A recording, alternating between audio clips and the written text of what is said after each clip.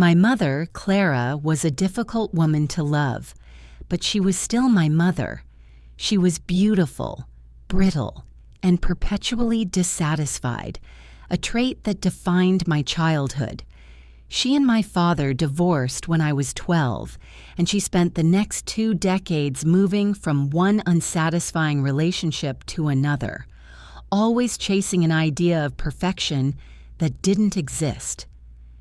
Despite her flaws, she was the only family I had left after my father passed away, and my connection to her, though strained, was unbreakable.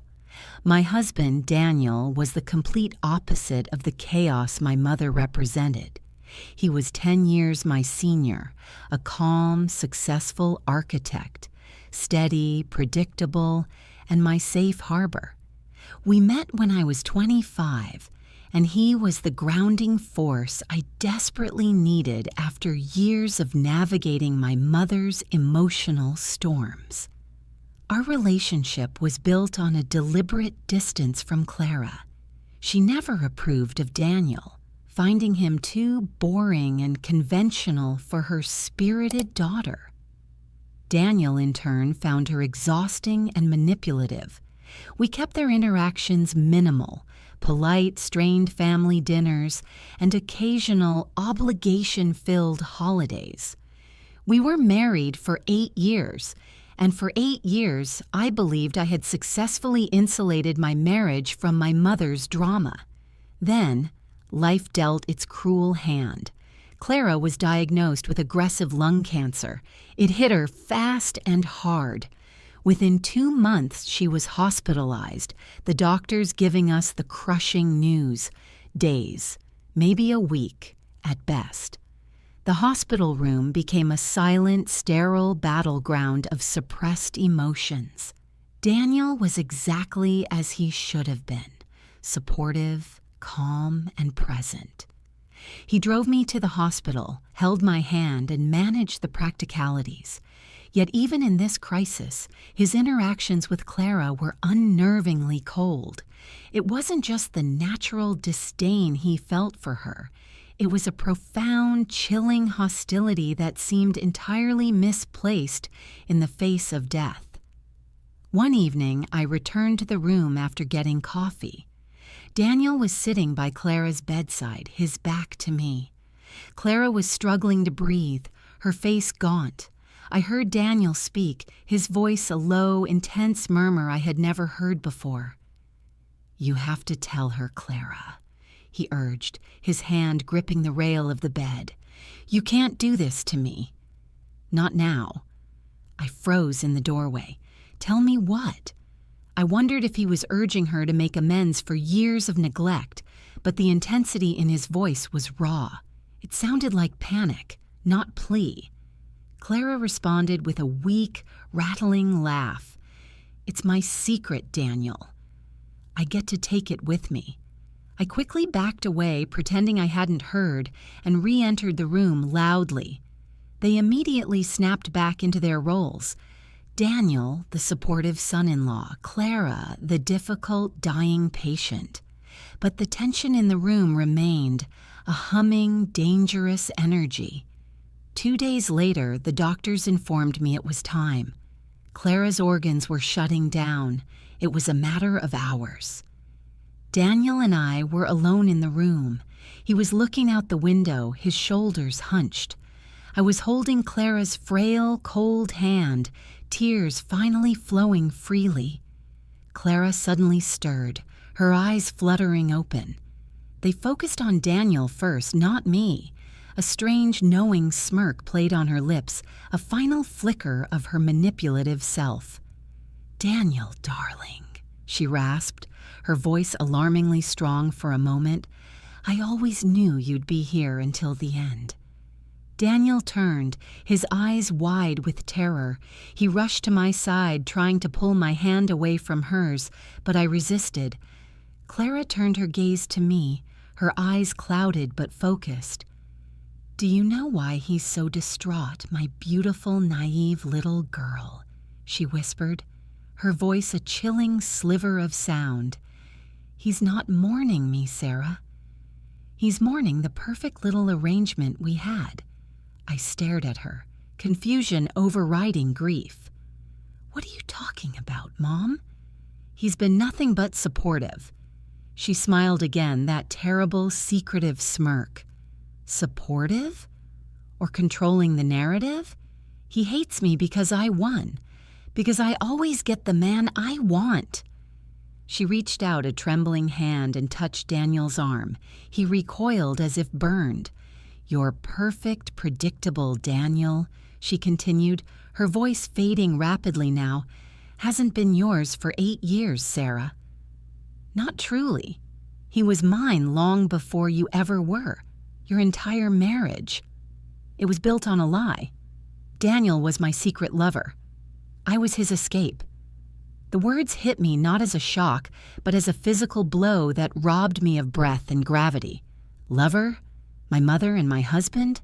The two people who visibly loathed each other? Daniel stood there frozen, his face a mask of guilt and utter defeat. He didn't deny it. The silence was the confirmation. Clara let out one last rattling exhale, her eyes fixed on Daniel's horrified face. I win. She barely managed, and then she was gone. I didn't register my mother's death. I only registered the secret she had left behind, a monstrous, life-shattering truth that instantly annihilated 8 years of marriage. I looked at Daniel, my husband, the man I trusted, and saw a vile, incomprehensible stranger. The grief over my mother's passing was instantly eclipsed by the horrifying realization that the quiet collapse in my life had been orchestrated by the two people closest to me. I don't recall the exact moment my mother took her last breath because, for me, that moment was the death of my 8-year life, rather than just a physical passing. The silence she left in the hospital room was filled by Daniel's face, wide-eyed and petrified, awaiting the inevitable confession. Daniel bolted from the room the instant my mother passed. I tried to follow him, but my legs wouldn't obey. While the nurses came to prepare my mother's body, I could only process Daniel's escape. The horror of that moment completely numbed the pain of losing my mother. When I arrived home, Daniel had already locked himself in his home office. I knocked, banged, and screamed, with hatred, shock, and pleading at the locked door. "Daniel! Open this door. We are talking now. When did it start? How? With my mother?" There was no answer. I sat outside that locked door for hours that night. I was supposed to be arranging my mother's funeral, answering calls of condolence, but I was paralyzed. There was only one truth. My husband and my mother, the two people closest to me, had imprisoned me in an unbelievable lie for 8 years. The next morning, Daniel emerged. He was shaved, dressed in a suit, maintaining a facade of calm as if nothing had happened. "The funeral arrangements," he began, his voice hoarse. I cut him off. "No funeral. We talk first. Was my mother right? Were you two lovers?" His eyes closed in agony. "Yes, Sarah." She was right. I hadn't prepared for such a simple, cold confirmation. I expected denial, outrage, a defense, but he just spoke those 2 words. "When did it start?" I whispered, my voice barely audible. "I won't lie to you," he said, his shoulders slumped in defeat. 6 months before we met? 6 months before? Daniel, when we met, you were... My throat tightened. "You were sleeping with my mother?" He nodded. Our relationship was complicated. Clara introduced us. It was her idea. That was the moment I transcended shock. I thought my mother disapproved of me. Instead, she had introduced me to her lover. "Why?" I asked, the word clawing its way out of my mind. "Why did you introduce me to her? Why did you ensure we got married?" Daniel, with the precision of an architect, laid out the entire structure of the lie. My mother, Clara, admired Daniel's professional ambition. She saw him as someone who could achieve the kind of success she craved. Clara always played games, Sarah. She introduced me because she was bored with me at the time, but she didn't want to lose me entirely. I thought she wanted me to use you as an escape. But Clara's plan was more complex. Getting me to marry you was her way of holding on to me forever. My mother's logic was chilling. My marriage to Daniel wasn't meant to push him away. It was meant to embed him in my family, using me as a perpetual buffer between them.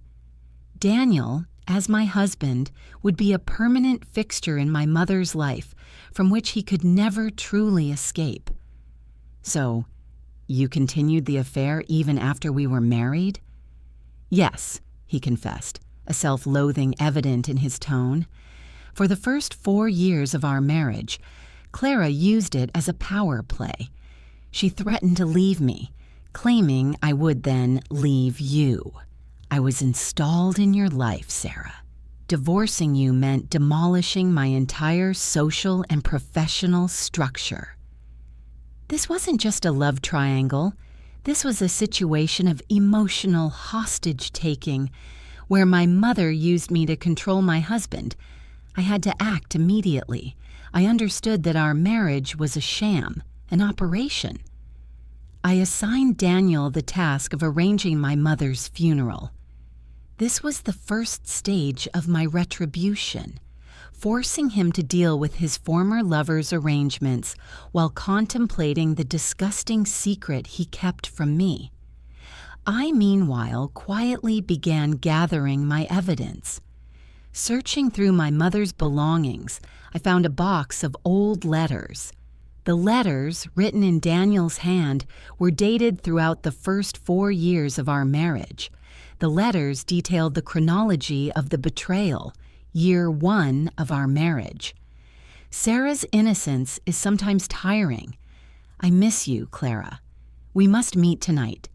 Year 3 of our marriage. I hate this life. You are the only one who understands me. But this marriage is necessary for my career. Don't leave me. Year 4 of our marriage. I can't do this anymore. Let's end it. I will tell Sarah. Scrawled across this letter in my mother's handwriting was the note. If you do, I will destroy Sarah's entire life. My mother's power stemmed from the threat of destroying me and Daniel, but the letters stopped abruptly after the 4th year. Why? Did my mother and Daniel end their relationship that year? I asked Daniel.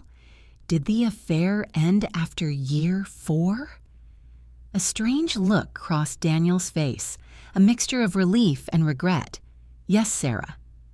It ended that year. I continued it initially due to Clara's manipulation, but then I started to genuinely despise myself. I cut it off. After that, there was only tension between us.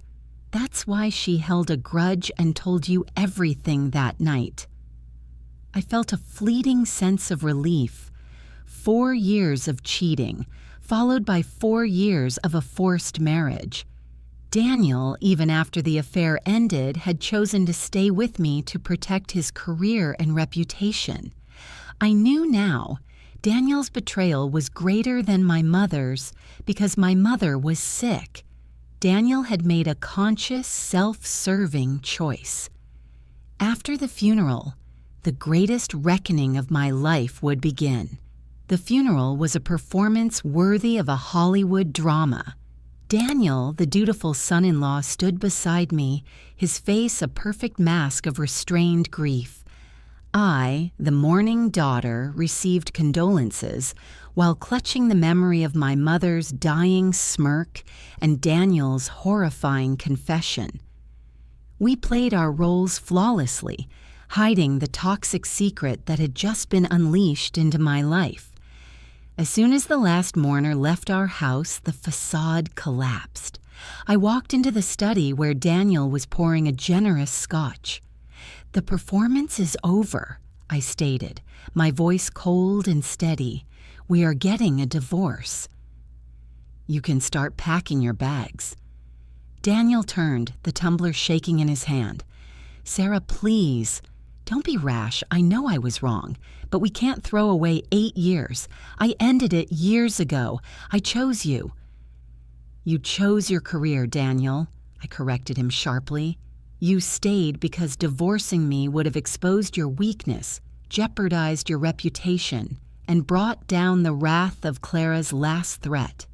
You stayed for the stability of my name, not the strength of our marriage." I presented him with the letters, the physical evidence of a betrayal and my mother's manipulation. He saw the years of history laid bare on the desk and finally understood the gravity of my discovery. "If you file for divorce based on adultery, it will ruin me," he pleaded, the calm architect dissolving into a frantic, sweating man. "My firm is pitching for the largest municipal project of the year. A scandal like this, involving my deceased mother-in-law, it will destroy my credibility. I will lose everything." This was the core of Daniel. His fear of loss trumped his guilt over betrayal. His panic was the key to my freedom. "Then we will file for divorce based on irreconcilable differences, Daniel," I announced, laying out the terms I had spent the night formulating. "We will keep the real reason absolutely secret. In exchange, you will agree to every single financial term I demand." I outlined my terms, which were far more punitive than any judge would grant in a no-fault divorce. I demanded the immediate sale of our marital home, a significant lump sum settlement that included compensation for the emotional trauma and a clean transfer of all assets, leaving him with only his business equity and the apartment downtown. He looked at the figures, his eyes wide with disbelief. "You're taking half of my portfolio. You know that's not what's legally required." "Legally?" "You want to talk legally?" I stepped closer, my face inches from his. "I have proof that your affair with my mother began before we married, a clear sign of fraud in inducing consent to marriage. I have your letters showing you stayed to protect your career.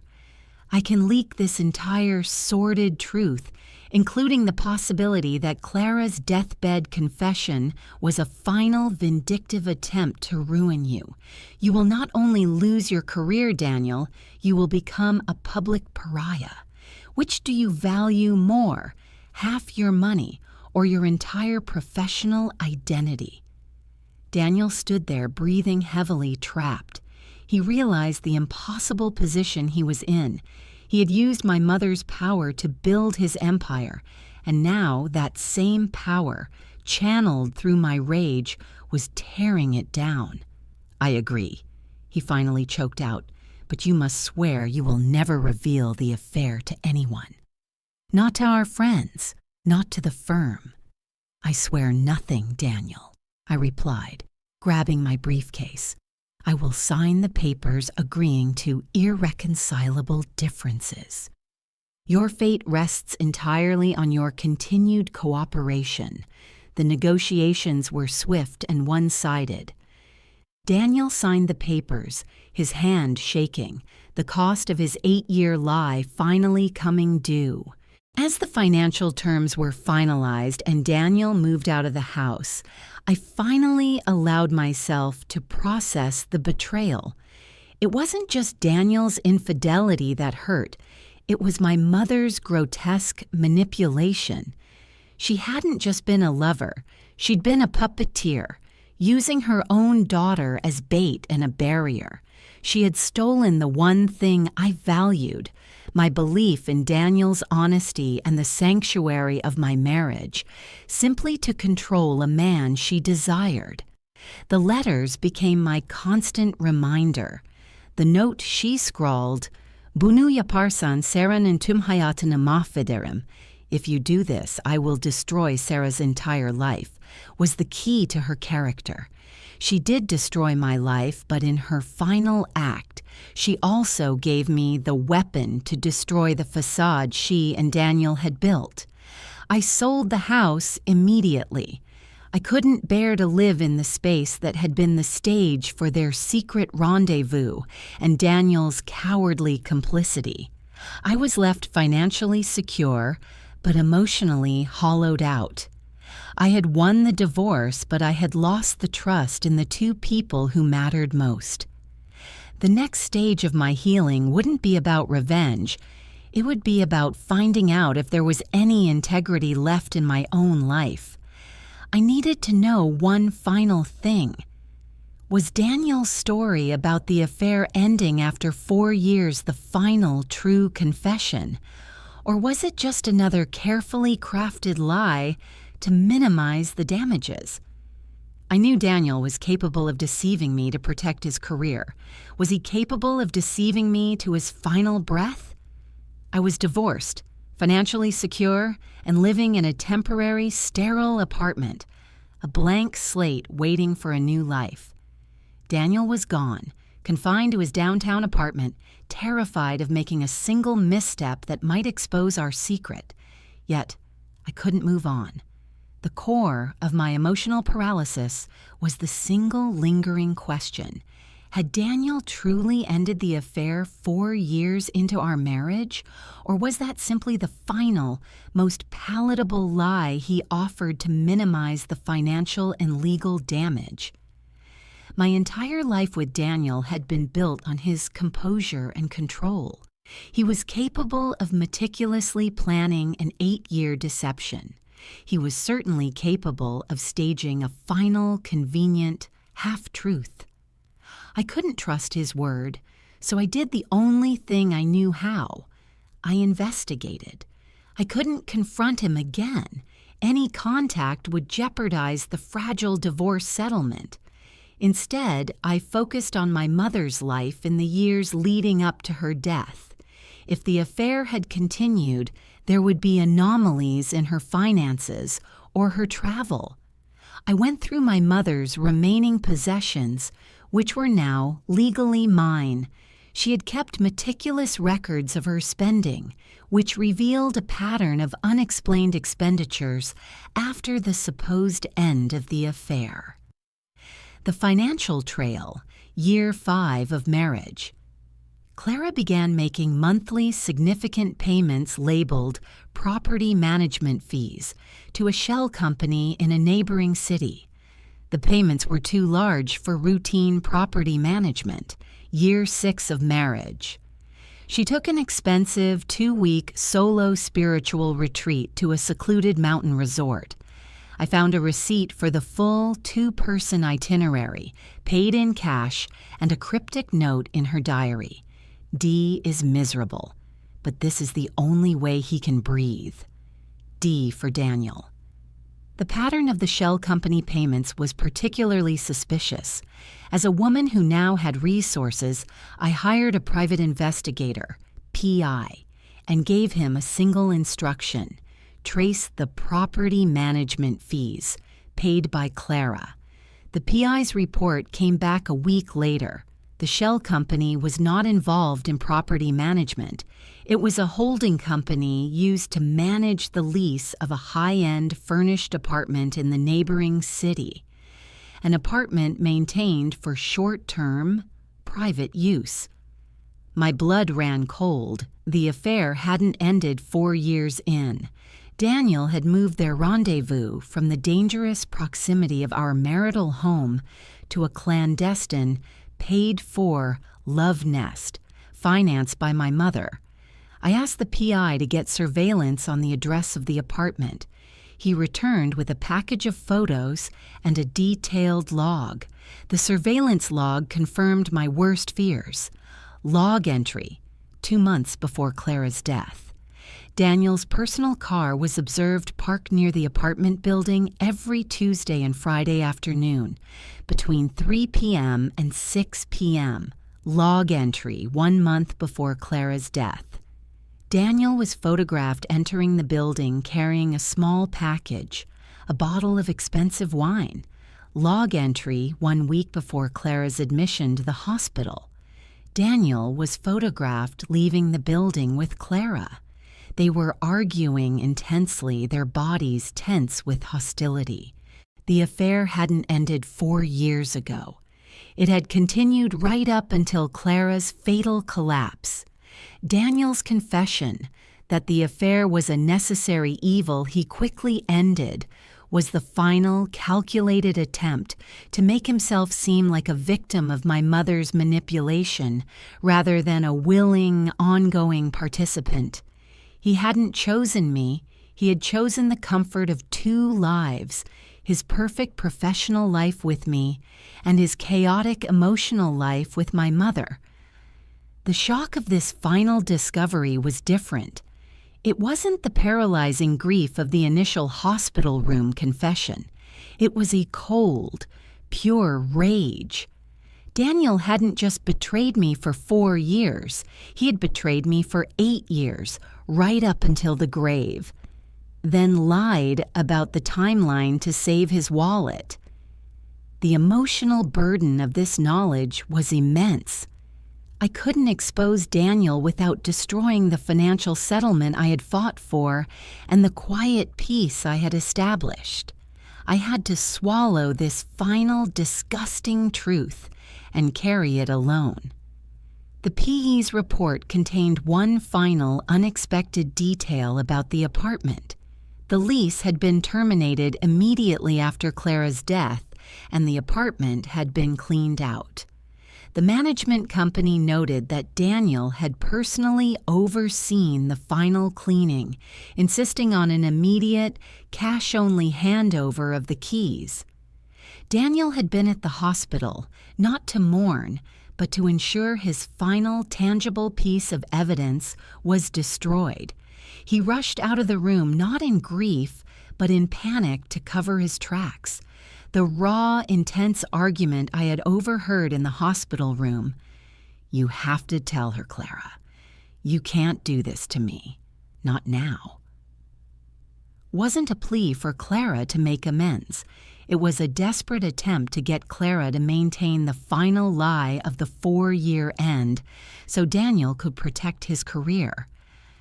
I stared at the surveillance photos of Daniel and my mother arguing outside the apartment, their faces etched with the bitterness of a long, toxic relationship. They didn't hate each other. They were consumed by a powerful, destructive passion that fed on secrecy and manipulation. I had been nothing but the camouflage for their shared dysfunction. The final reckoning with Daniel would not be legal. It would be emotional. I needed him to know that I knew the full 8-year truth, not the convenient 4-year lie. I needed to ensure that his conscience, the one thing he couldn't put a price tag on, was permanently scarred by the scope of his own deception. The final confrontation with Daniel wasn't about money or legal terms. It was about the sanctity of my truth. I knew I couldn't jeopardize the settlement by exposing the affair to the courts, but I could ensure Daniel carried the full weight of his 8-year lie, not the convenient 4-year half-truth he had tried to sell me. I called Daniel requesting a meeting at a neutral location, a small nondescript coffee shop near his office.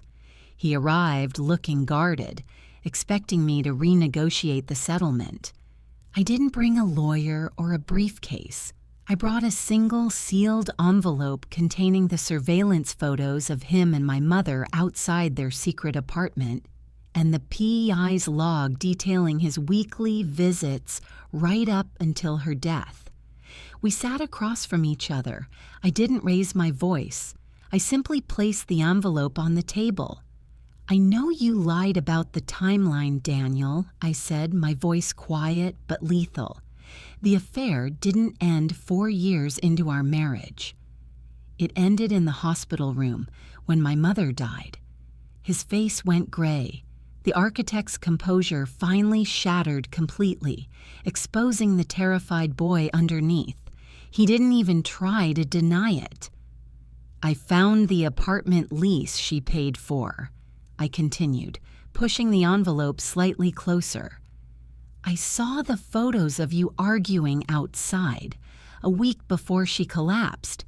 I know you rushed out of the hospital to clean up the apartment and destroy the last evidence of your affair." He finally slumped back, burying his face in his hands. "I'm sorry, Sarah. I swear I was going to end it. I just couldn't risk the divorce during the firm merger. Clara, she had become toxic. She was threatening to expose me constantly. She was threatening to expose you because you couldn't commit to her, and you wouldn't leave me," I countered. "I was your insurance policy, Daniel. Your shield. Your marriage certificate was your most valuable professional asset." I took a sip of my coffee, savoring the moment of total, undeniable victory. "You can keep your money. You can keep your reputation. But I want you to know this. You are not a victim of my mother's manipulation. You were her willing accomplice, and you chose to protect your greed over my peace of mind for 8 years. You were weak, Daniel, and that is the ugliest thing about this entire truth." I stood up, leaving the envelope on the table. "I am walking away with my financial security and my moral clarity. You are walking away with a half-empty bank account, a successful career built on a grave, and the certain knowledge that the woman you loved most died while you were trying to silence her. Enjoy your success, Daniel. It cost you your soul." I walked out, never looking back. Daniel didn't follow. He sat there, staring at the envelope, realizing that he was now permanently imprisoned by the secret he had fought so hard to bury. The aftermath. My final act of self-reclamation was severing the last tie.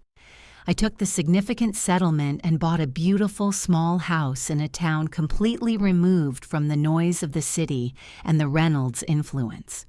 I started a new career, teaching financial literacy to women navigating divorce and complex estate issues. My experience, brutal as it was, became my strength and my shield. Daniel got his municipal project. His career soared. He maintained his polished professional facade, but the rumors persisted. The whispers about his strained marriage and the strange circumstances surrounding my mother's death. He never remarried. He became the brilliant, successful, but emotionally vacant architect, forever haunted by the shadow of the woman who used me to control him. My mother's grave was the only place I ever felt true pity for Daniel. He was forced to visit it, maintaining the facade of the mourning son-in-law, knowing that the woman beneath the headstone was the only person who had ever truly seen him and the only person he had allowed himself to be truly vulnerable with. As for my mother, Clara, her final vindictive act, the deathbed confession, was her most successful manipulation. She ensured that Daniel would never find peace and that I would never trust him again. She won her terrible game, but her victory came at the price of my grief and Daniel's integrity. Years later, I was truly happy. I had a fulfilling career, new friends, and a life built on absolute honesty. The secret no longer defined me. It simply informed my choices. I learned that forgiveness isn't necessary for healing. Sometimes, simply acknowledging the brutal truth and choosing a new path is the only redemption needed. My safe harbor was no longer a person. It was the unshakable foundation of my own independence. I was free of Clara's chaos and Daniel's lies, and that was the greatest inheritance of all. Thank you for listening to this difficult confession. We are so grateful to share these stories with you. If this story resonated with you, please hit the like button and share your thoughts in the comments section below.